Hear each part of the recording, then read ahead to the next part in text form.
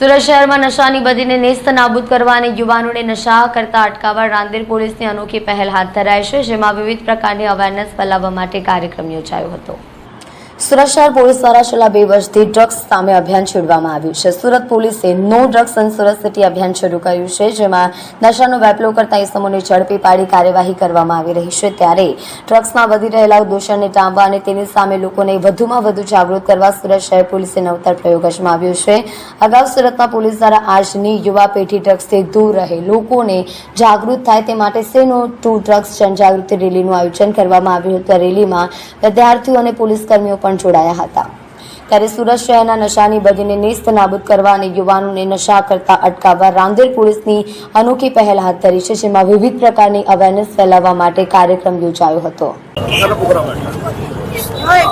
CP સરના આદેશથી સમગ્ર સુરત સિટીની અંદર એક અભિયાન ચલાવવામાં આવ્યું છે અને અભિયાનની અંદર જે પણ એવા સ્પોટ છે, ધારો કે અમે રાંદેર પોલીસ સ્ટેશનની વાત કરીએ તો રાંદેર પોલીસ સ્ટેશનની અંદર બાપુનગર અને સુભાષનગરની અંદર ગુનાહિત પ્રવૃત્તિઓ કરતા હોય એવી જગ્યાઓએ અમે સ્પોટ પહેલેથી નક્કી કરી અને એ લોકોને અવેર કર્યા છીએ કે તમારી જોડે જો ઘરમાં છરી, ચપ્પા, રેમ્બો, તલવાર કે આવું કંઈ પણ હોય તો એ તમે સત્વરે એ નાશ કરો એનો, અથવા પોલીસ એના ઉપર કડકમાં કડક પગલાં લઈ અને ગુનો દાખલ કરશે।